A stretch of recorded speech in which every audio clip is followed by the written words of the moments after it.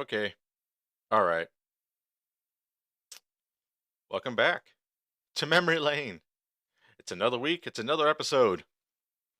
And this week, our destination is the Impossible Game. And the Impossible Game 2. I'm, I'm just going to nitpick on on the second one a little bit. Don't know much about the second one, but I know a lot about the first. So, the Impossible Game, like, who remembers that? Who knows what I'm talking about here and who's played it? You know, just from the thumbnail, you might have an idea, and you kind of have an idea what game this game kind of sparked or willed into existence. So the impossible game is this: you're this square, and you have to jump over spikes and gaps and other hazards. Ring any bells yet? No. All right. I'm talking about Geometry Dash. Now, Geometry Dash came out here. This is like the ancestor to Geometry Dash. uh, but the impossible game is we're going to talk about it. It's been around long enough to get itself an episode here on Memory Lane. And furthermore, let's just talk into it. Released in 2009 by Fluke Games. It was on the Windows, Mac, and Linux. And then eventually Grip Games kind of got their fingerprints on it too. There was a total of 5 levels. You have Fire Aura, and you have Original, which is just your basic level, Chaos Fantasy, Heaven, and Phased. That's it. I didn't realize they were naming their levels, but they did. Games like these do name their levels. Geometry Dash names theirs as well. And then you have 2 modes. You have a normal mode, which is just the game itself, like you play it when you first click play. Then you have a practice mode, and just like Geometry Dash, the practice mode is has a different soundtrack, and you can lay checkpoints for when you die or whatever, so that way you don't have to start the level all the way over again. You can start from where you died and continue on. And then on the PC version, I probably like the Windows version, you can create your own levels. Now I don't know with the research I was doing, nothing else was said between the Mac OS and the Linux was be able to create your own levels. I don't know if they ever eventually you know got to that point with the other systems, but I know for the Windows PC you can create your own levels. And the Impossible Game Part 2 came out in 2022, uh, which I didn't even know about until like maybe a year ago. A different team made it, a whole completely different developer group. Same idea, same concept, same shit, just different stages. Different faces, different creators, different fingerprints. But same game, different level. And that's all there is to it. I never really played it. I kind of poked my head in a little bit to see what was it about, because I mean, like I said, the first one came out in '09, and then 13 years later, the second one comes out. So that's one hell of a gap. But it was a different team, obviously. So these people really must wanted this game to continue on. Of course, Geometry Dash by then was already full on in effect as a mobile game and a Steam game, and just a game that kind of took over. But that game is going to get its own episode further down the line. Now, see this game here. I remember playing this game on God, what website was that? It wasn't Armor Games. It wasn't Newgrounds. I want to say it was Congregate, and it may have been it may have been maybe it was on Armor Games. I don't remember now. But shit, when this first came, I thought it was cool. You hit the space bar to jump.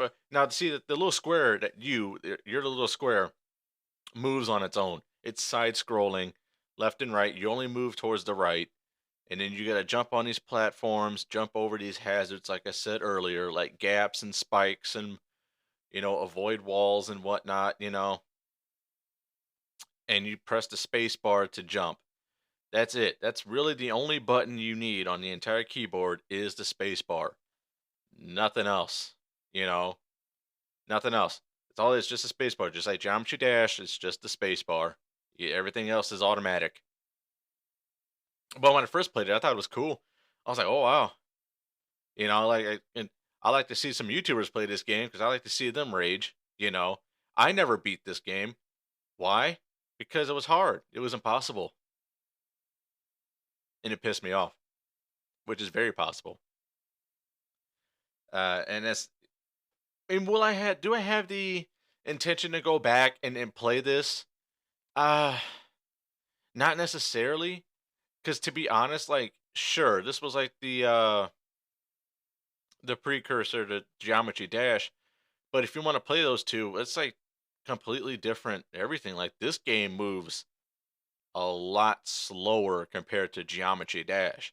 Like Geometry Dash is boom, boom, boom, boom. You're going and you're fucking going. This game here moves entirely much like entirely. It's slow. I'm sorry, it's slow. But it's still a good game. What? A few years ago I went back and played it. I was like, oh yeah, I remember this game. I played it, and this was like after I was all over Geometry Dash. And I was like, oh wow, this is a lot slower. Like I feel like I'm a fuck up every jump, you know. But it's still a good game. It still has that I guess that's not necessarily a sense of urgency, but it still has that sense of like any other platformer, like oh god, oh shit, like you thought you weren't gonna make that jump, but you did. That type of anxiety, that type of like whoa. I like games like that. That certain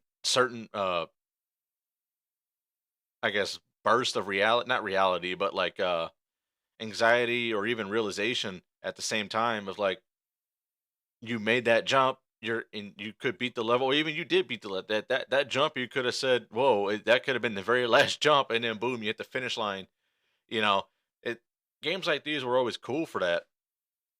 I never had a problem with the way the game played. I just had a problem that the box kept hitting spikes because you know he didn't jump when I tell him to jump. But games like these are designed for that. Games like these are designed to piss you off. They really are.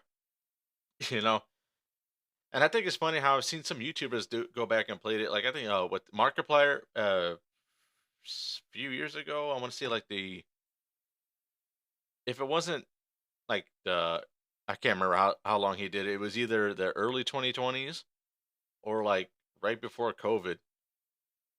And like Geometry Dash was like one of the top played games right now by YouTubers, and he went back and played this one. Like it's just shows that this game still is thought of, is still remembered. People still come across it. And with that being said, it's got a spot here on memory lane, other than, it's, you know, almost 20 years old. It'll be 20 years old in 3 years. That's worthy enough. It's a flash game. Flash games age like milk compared to some console games that don't age like milk. Some of these console games age like a fine wine, but flash games don't seem to last that long because it's a flash game. It'll get lost in the other browser and flash games. And of course, when you think PC gaming, you don't think flash games anymore. You think Steam, you know? And so there was never a thought in my mind that this game would go away. Like I think Geometry Dash helps people remember that this game exists. It's like, you know what? I played something similar to this years ago. That's the exact thought that I had when I was playing Geometry Dash, and I went back and was like, oh yeah, this game. This is like a quote unquote tech demo, a quote unquote uh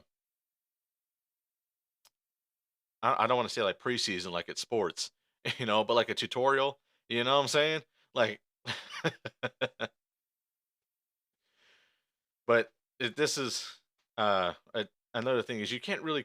I don't remember if you can alter the little orange block that you are. I think you have to stay him. I don't think you can put like a face on him or change his color like you do in Geometry Dash. I think you just play him as is. and you just go through the levels until you beat the game or until you give up. I always gave up because the game pissed me off. I went to go play something. I went to play Happy Wheels or something, you know. But like I said earlier, these games are designed to do that. It's those rage games, you know. And I would probably consider this to be a brain rot, because it's a pick up and play kind of game. All you need is a space bar. I mean, this is no problem to teach grandma or grandpa or your mom or dad or whoever. Like, okay, like you see that, jump over it, hit the space bar. There you go. That's all you do. Avoid death until you die or don't. It's it's just no different than a lot of the other flash games I covered on this show. I'm in my brain rot era. Because I've always loved these games. These are games we played during computer lab. At home, in the library, anytime we had time to kill and we had a computer with the internet in our possession, we would play games like these because it was better than just sitting there staring at the floor. And what else were you supposed to do? Talk to somebody? Fuck that. People are weird, like me. uh, with that being said, I mean, you want to compare this to Geometry Dash? There's not really a whole lot here. There's a lot more in Geometry Dash because, like I said, this was a fossil, or I wouldn't necessarily like a fossil, but definitely like an ancestor to what it is, and kind of grew and became, or evolved and became what Geometry Dash is. And Geometry Dash is a much more busier game, a lot more meat on the bone, you know, a lot more food on a plate. This game here, not so much. You just low block and you jump over the spikes. It's simple as that. And sure, each level it's gonna get harder. That's how it was designed. That's how all these games are designed. The further you progress, the harder it gets. That's every game, no matter what type of game, and whether it's a platformer, a shooter. The further you go, the harder it gets. It just makes no sense to. Why would it get easier as you go on? No, I'm just rambling. This episode here. Being that said, this episode here is not going to be as long as the others. But I do wanted to kind of give this game its flowers and give it a nod to show my love for this. Like how many people forgot about this game existed? You come across this episode and you're like, oh yeah, or the music in the beginning, you hear that and like, oh, I remember that. It's kind of like why I like doing not only just this podcast, but the kind of like what I'm doing in general, between here and my YouTube. Like it's just, a blast from the past. It is memory lane. It is retro. It is some of our best memories because games like these were fun to play with a friend or anybody. It was also fun to play with them by yourself because only one person can play. You just need one keyboard, one space bar, and it wasn't two players. Sure, you can take turns, you die and then someone else's turn, but hey, this was also a good game to go not only just to see how far you can get level wise, but also like, I believe there was a score, right? Keep high scores, uh or do both practice mode and normal modes. Okay, well, I've finished the practice mode. Let me go do normal mode. Let's do it without the checkpoints. Make it harder on myself here a little bit. Let me put a challenge to it. Games like these were always good for that.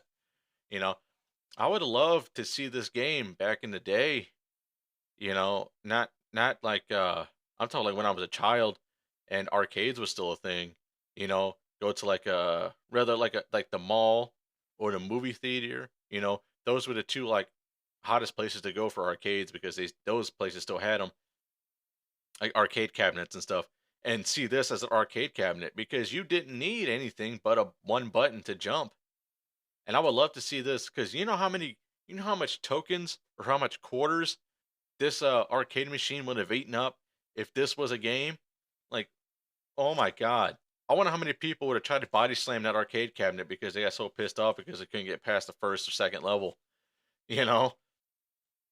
Compared to like, Mortal Kombat or Donkey Kong or Space Invaders. Let's put the impossible game in an arcade cabinet and let's see how many people lose their shit then. You know? That would have been fun to watch. because I love watching people get pissed off at games. I don't like myself getting pissed off at games personally, but it's funny watching other people get pissed off. So that's why I like seeing shit like this on YouTube. I would love to be a kid and kind of see this and some grown man out in public, surrounded by kids in an arcade, fucking giving a people's elbow to an arcade machine because he couldn't jump over the little spike. Like all you had to do is push one button, you know. But of course, it didn't last like that because one, technology isn't what it is now compared to what it is then when this game came out, and compared to when arcades was a thing. Yeah, that's like three forms of evolution right there. This one here, I don't know. It would have been cool to possibly see this as a 3D version, but it's at the same time, it's just it has to be that side-scrolling game. That's kind of what gave it its charm. But I would love to see this get revamped, like put one and two together as a collection and re-release it on Steam or something, kind of not necessarily combat with Geometry Dash, but kind of help remember and remind gamers and people that this is where it started. This is point A. You can't get to point B without point A. Here's point A. The impossible game. But I wish they would have picked a different name because when this game came out, around this time this game came out, the Impossible Quiz was a thing, and it was a game, and it was getting a lot of attention. So you have the Impossible Quiz and the Impossible Game, and I always hated trying to tell people the difference between the two. The Impossible Quiz is a quiz you take. The Impossible Game, you're this block jumping over spikes and shit. Like back in high school and shit when this game came out, I was like I hated explaining that to people. Like, bro, it's just y'all could have picked a different game, you know, or a different name for the game. The Impossible Game and the Impossible Quiz, that is just way too close to be titles for games that were kind of picking up a lot of steam uh when it came out, because people like me were always in computer lab and study hall and the library and at home just playing these games because they were fun, and it was better than doing homework. It was better than doing a damn book report, and it was fun, you know. And I kind of love going back down memory lane when it comes to playing these flash games because I have good memories with these games. Not as much of a good memory compared to like console gaming, but like I have enough of a good time with these games to like reminisce on like, yo, I remember when this game was new. I remember when this game was hot. Everybody was playing it. My friends, I had some relatives playing it, classmates, colleagues, YouTubers. Man, I remember when this game came out. I remember when this game took off. I remember everybody was getting pissed off because they couldn't get past that level. I remember all that shit. And it's just cool that this game was one of those games, and like I said earlier, I just had to give it its props, give it the flowers it deserves, you know. And thank you for bringing on Geometry Dash because that game took off, and it's still popular now, and it's great. I love it. I love it so much that games like these can not only bring other games to the forefront, but still not get forgotten when those games blow up. Like they're still there.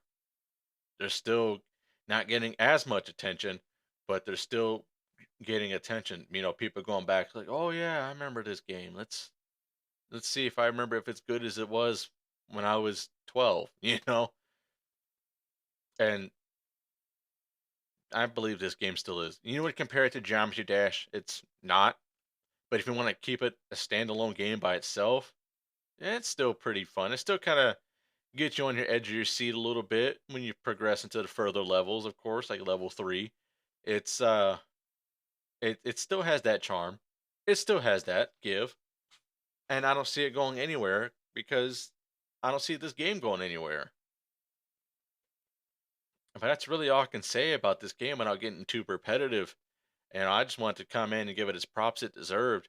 And also, like I said, this is going to be one of the shorter episodes of the week. But hey, I had to squeeze this one in here before I move on to bigger things.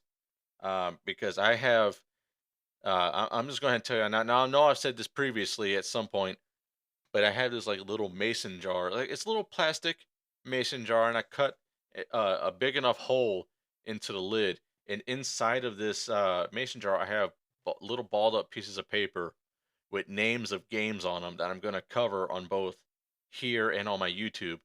So now I'm gonna have to. I'm gonna start getting more creative with my podcast episodes. I'm gonna start getting more into bigger titles, and I'm gonna start getting into other topics. So the whole point of memory lane is not just the games by itself, but what other gaming memories do we have? Like I might do an episode of like, okay, what's our favorite websites to play games on? What's our favorite console? What's our favorite? What do we love about the PS2? Like stuff like that. So just stay tuned. I'm kind of getting out of the mobile game and flash game era and going into more bigger things and bigger topics because it's I'm having fun now, but I'm gonna have a lot more fun talking about bigger things. And that's all I got to say. Impossible game, impossible game. Be sure to follow my podcast here. I'm seeing my numbers go up. I love seeing my followers go up, my downloads and my views are going up. I love that. Nice to know you guys are having as much fun as I am and liking what I'm putting out. I'm just some weirdo with a microphone talking about games he played when he was a kid. But nice to know that there's other people out there who did the same shit. And be sure to subscribe to my YouTube. Talking about views and subscribers going up, man. My YouTube, oh, I'm loving it. You know, I I'm getting a lot of views over there, getting some new subscribers over there, some comments. I'm loving it, getting attention. Again, same thing. I know I love the fact that I'm having a lot of people out there like me who just like to kick back and have fun and reminisce about, some of the best moments of their childhood, whether it be gaming or gaming with friends or just even just the pure nostalgia of seeing something they haven't seen in years. Of course, my take is gaming. Uh, it's cool. So just keep it up, man. Keep following, keep subscribing, keep sharing with your friends and your peoples, man. I love seeing these numbers go up. Be sure to follow my socials, Instagram and Facebook, Kevin Gill Gaming. All my sources have the same profile picture, so you know you're at the right place. Until next week, all right, y'all. I'm out.